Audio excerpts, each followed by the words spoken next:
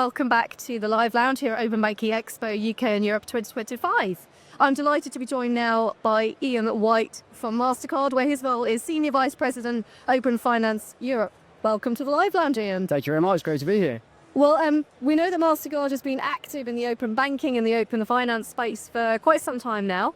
How would you describe Mastercard's journey in this space, the early days to where we are today? Yeah, no, you're right. So it has been a bit of a journey. Yeah. We've been at this for quite some time.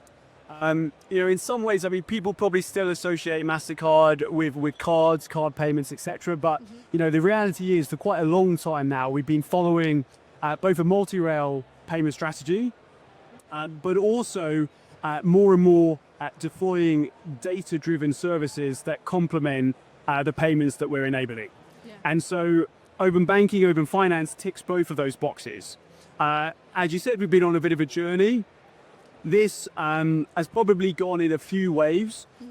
Our first movement in this direction was a few acquisitions that we made in the UK and Europe. So Vocaling, for example, so playing a bit of a broader role in terms of payment infrastructure. Then complementing that with some acquisitions that enable bill payments or payment applications on top of that infrastructure. And therefore, open banking or open finance was a natural extension of that, being able to offer payment and data services agnostic of the underlying infrastructure. So it's something we're super excited about. Open finance specifically, we made a few big acquisitions. We've got a big team stood up delivering these services globally in three main hubs: the US, Europe, and Australia. And really starting to get a lot of momentum now, partnering payments and data and offering it to our partners across the network, both on the issuing side and also on the acceptance side with PSPs, acquirers, merchants. Yeah. Okay, great to hear about some of the kind of advances you've made and where your presence lies. Yeah. And I think now we're seeing open banking and gradually open finance becoming kind of part of people's everyday financial lives, right? And from your perspective, what are some of the most exciting use cases or partnerships indeed that you're seeing in this space?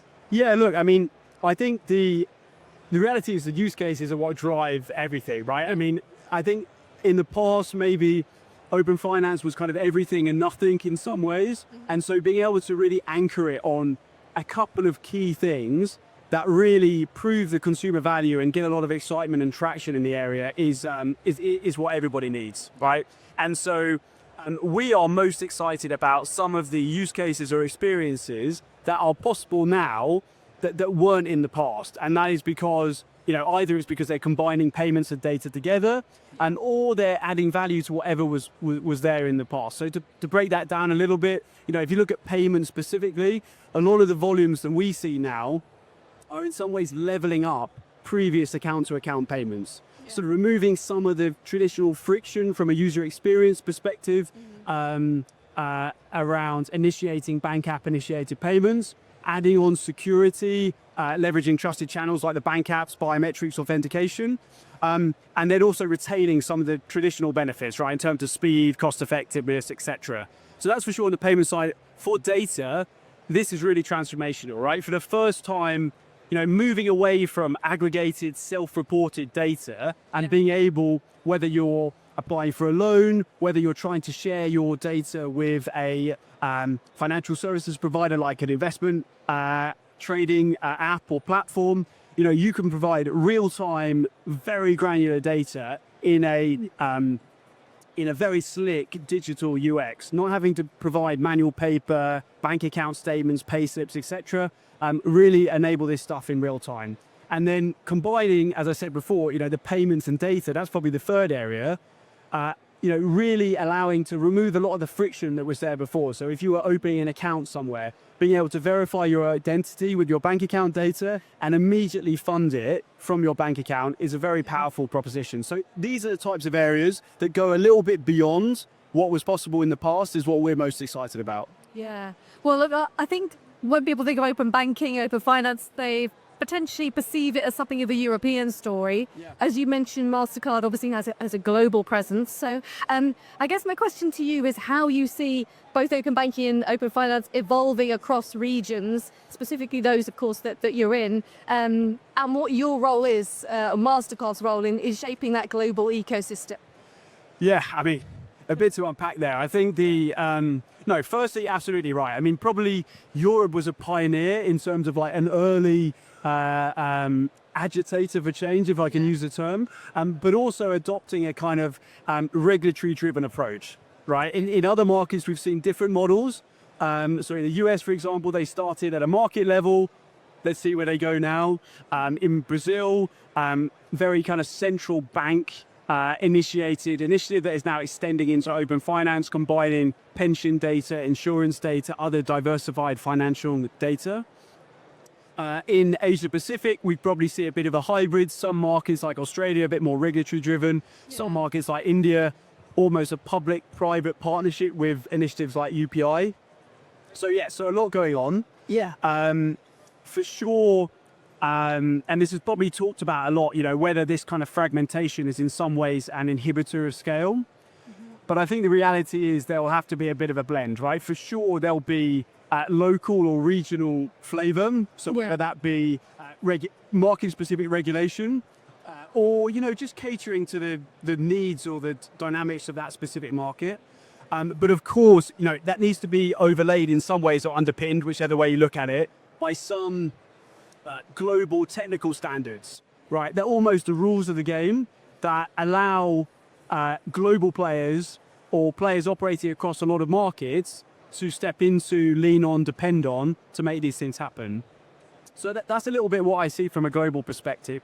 In terms of Mastercard's role, in short, yes, I think we can play a role here. Probably a few points to make there. You know, firstly, we have a track record of doing this. Yeah. So, you know, we have deployed technical standards and security protocols at a global level across circa 200 markets. So I think there are some lessons to be learned there. We also have, you know, proven out across the network that we have already standing, both on the issuing and on the acceptance side, not just that ecosystem, but also some of the components that required to bring that ecosystem forward.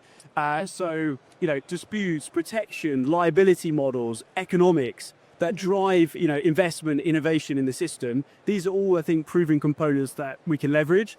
And then finally, we have the, you know, credibility and trust that's been built up for a long time, which I think is a key ingredient in terms of bringing the consumer along with the journey. So, yeah, I think we have a big role, and we are, you know, looking to lead in, right? We've made the acquisitions, as I mentioned. Yeah. But also, market by market, we are supporting where we can, whether that's with the working groups, like in the US, like in the UK, but also kind of selectively deploying some of our capabilities in a complementary way to bring the whole market forward. Yeah, it's interesting, you know, hearing some of those different approaches that the countries have taken. And yeah, as you say, that international alignment so will come into focus, I guess, eventually. But I guess countries have kind of been more domestically focused traditionally, right, in implementing this. Yeah, naturally, right? And I think as these use cases start to, you know, again, if we were to wind the clock back 3 to 4 years, as I said, open banking in some ways was kind of everything and nothing. It was 1,000 use cases, none with any real traction. And so those markets in some ways have to work out the problem that they're solving and drive a little bit of focus on these, because that ultimately is what allow, and this is what we see now across Europe, but also globally, we see the big players with big volumes starting to lean into, you know, a discrete set of value propositions that are relevant for their customers, and they can be replicated consistently across all their markets. And that's something they can get behind, not, you know, a fragmented patchwork of subscale initiatives. So let's look ahead now over the next, say, 3 to 5 years. Yep. Where do you see open finance kind of heading, and where can Mastercard make the biggest impact?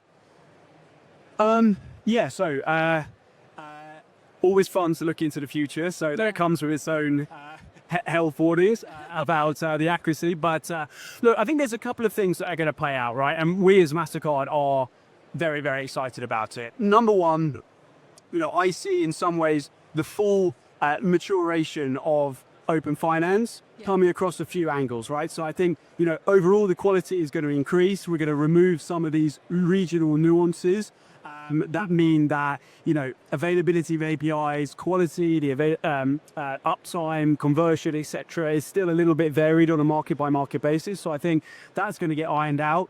And then beyond that, we're going to continue to add more data. Yeah. And we're going to also have more tools to analyze that data in a productive way that enables better propositions for the consumers. So I see those three things playing out in a way that will really drive open finance probably to what we thought it might have been like a few years ago. So that's one key thing.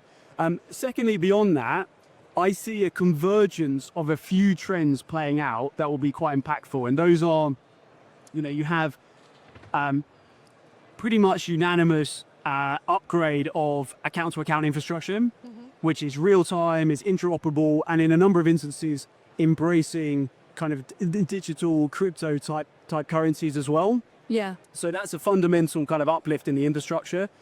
You also see people totally rewriting the fraud capabilities based on predictive analytics, real-time biometrics, behavioral biometrics, if I can say that. And then that combined with digital ID. I think these three factors coming together have the potential to create a totally seamless experience, irrespective of the underlying rail, which can really transform commerce in a way that, open finance could be very, very powerful going forward. Yeah, you mentioned there some really key innovations. Some of those are sort of underway already. Yeah. I mean, in terms of uptake of any innovation, you need that kind of trust, consumer trust or trust from businesses. How do you go about getting that trust? And how is Mastercard kind of playing a role within that as well?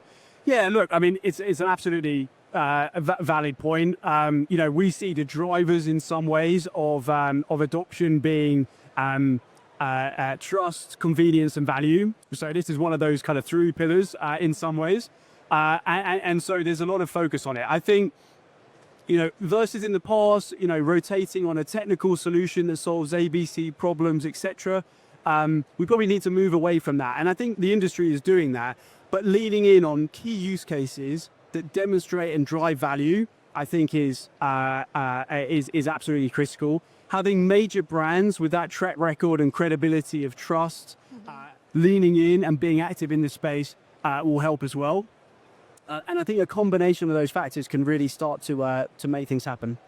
Great. Well, Ian, thank you so much for joining me in the Live Lounge. Of course. We're really excited to see what Mastercard does next in the open finance. Thank you very much for having me. Thank you.